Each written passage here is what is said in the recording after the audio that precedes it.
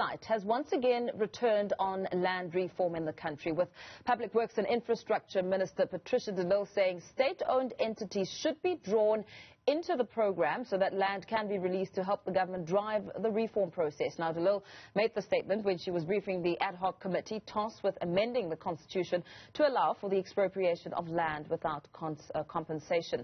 The minister says under the leadership of Deputy President David Mabuza, a meeting was being planned with the SOEs. Audits on land have also been done to establish which land was available for people in need of it. To unpack this further, I'm joined by Public Works Minister Patricia de Lille.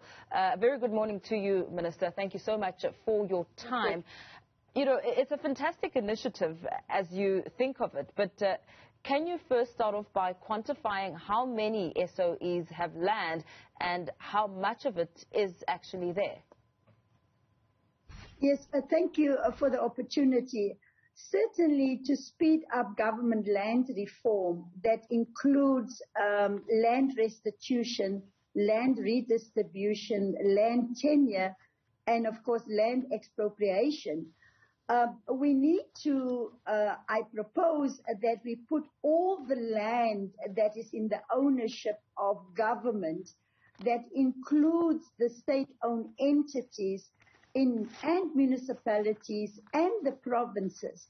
And then we can then prioritize looking at holistically at what we own. The state-owned entities own massive pieces of land, especially in urban areas.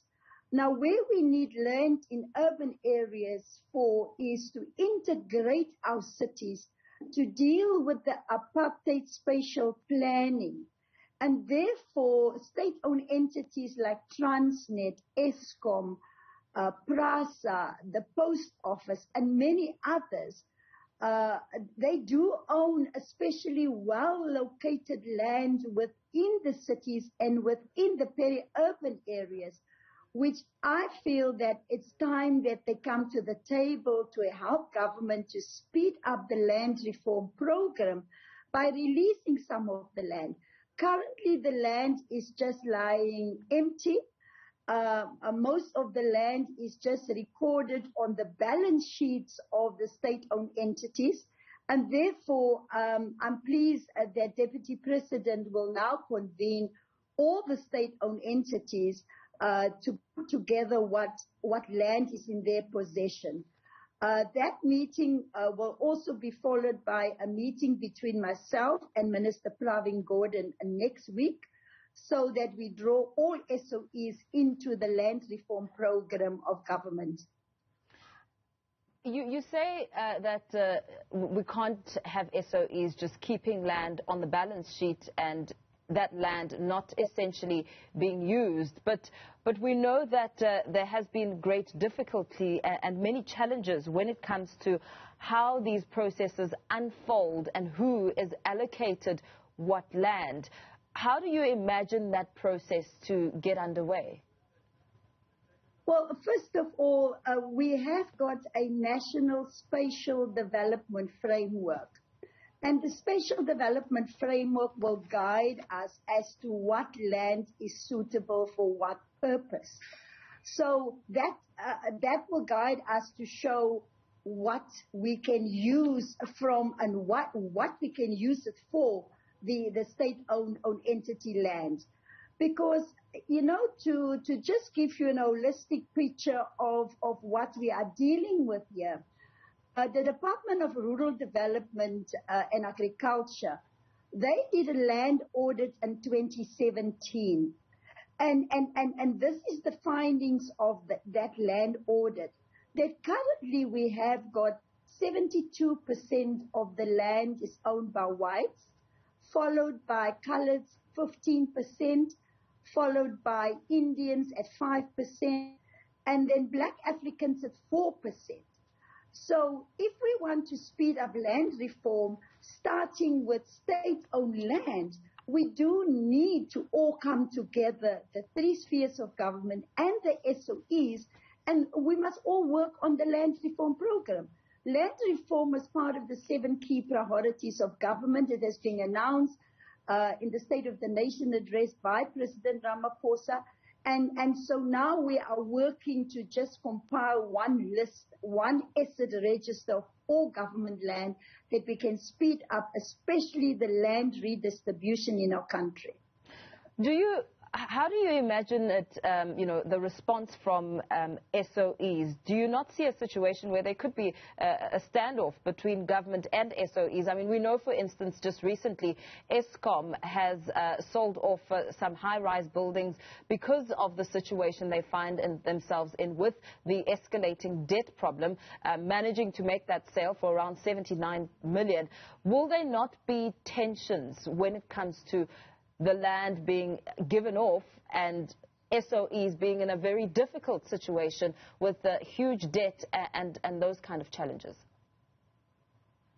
Well, we're not dealing with private companies. The state-owned entities, government is the major shareholder in these companies, and therefore it's only fair that the state-owned entities don't behave as if they are private companies, but they assist government by releasing some of the land that is currently not being used by them. But it will be a process of engagement and negotiations with them. We will put the needs of the country before the state-owned entities, and we will ask them to release some of the land and buildings that they are not using for the purposes of land reform. So I'm happy that the Deputy President will now lead that discussion, and we need to move as fast as possible. I know you also mentioned that you have been in discussions with the Minister Pravin Gordhan, and you will be setting up another meeting with him to engage and speak about this even further. What sort of response are you gauging from him ahead of the talks that you are having? Well, I am meeting Minister Pravin Gordhan next week. Certainly, Minister Pravin Gordhan, as another colleague in Cabinet, is aware about the urgency of land reform in our country, and I'm certain that he will approach it from that perspective. And then you also have the Presidential State-Owned Entity Council, where we can also raise the matter. So the next few months will be engagement with all the relevant structures, but that is to comply with the one of the 7 key priorities of government that all cabinet ministers are committed to. As you prepare your meetings with the different structures, have you had any sort of response from the SOEs themselves, especially given the kind of pressure that they're under right now?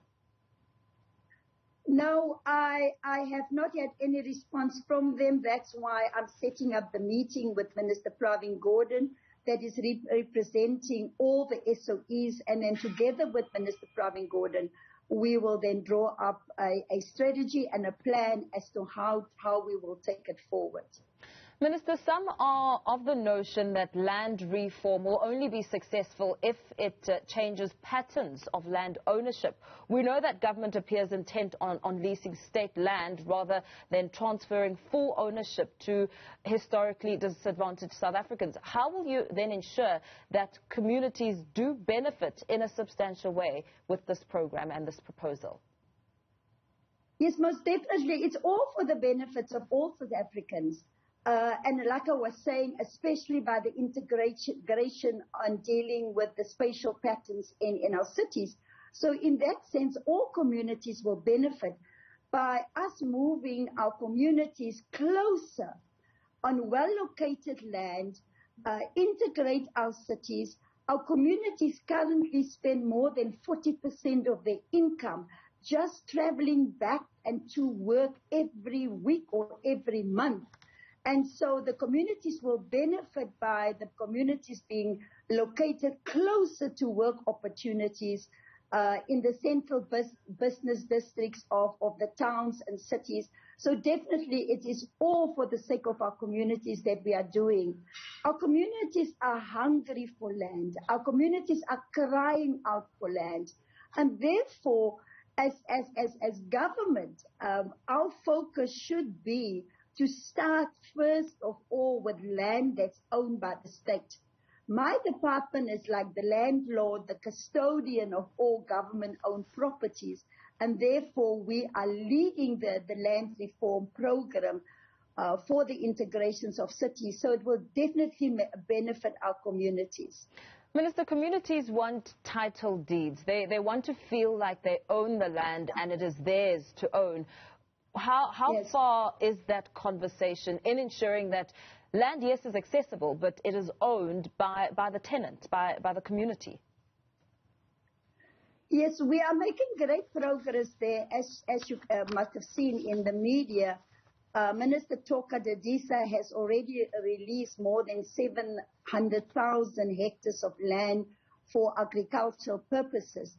In terms of land restitution, we're also making progress, and very soon you will see the handing over of title deeds for communities that were dispossessed of their land in terms of the 1913 Land Act. And then, of course, there is a tenure where people do need those title deeds that they were deprived of during the apartheid years. And at some other time, you know, when I come back, I can certainly give you some statistics of the progress that we are making there in terms of title deeds. And very quickly, as you touch on the agricultural land that Minister Toka Dadisa has given out, of course, it talks to some success stories that we've seen where communities have been able to use that land for their benefit, but many are left with land that they cannot work through because of no proper planning, no proper skilling, and also no finances. How will you tackle that? Well, first of all, government have recognized the weakness. You know, you can't just give people land without giving them the necessary support afterwards to use that land productively. And therefore, there is now financial assistance for all people that will benefit from land tenure, from land redistribution and land restitution. Government has made funding available, and not only just funding, but also training, marketing of products, making sure that the land is used productively, getting families to agree. Some families, when it comes to land restitutions, some families would like to get the cash money, others would like to have the land, but there is now a special support program for land reform purposes, fund that is being established. And very lastly, Minister, I'm going to ask that you also respond to a different matter that's been in the public domain. We know that Tony Leon, in his book, has been calling Mmusi Maimane as an experiment that went wrong. He's, of course, Tony Leon since responded, saying those who are outraged have selective memory syndrome. But you had said in the past, in various interviews, that this was inevitable, that this would happen to Mmusi Maimane. What was your reaction when you saw all of this playing out? Well, first of all, I really felt sorry for Mmusi Maimane. You know, I mean, we are there to protect the dignity and integrity of everyone. So I really felt for Mmusi and as that is concerned. I think the problem with Tony Leon and his ilk is that they are trying to take the past into the future. And they have not really made a clear break since 1994 with the past.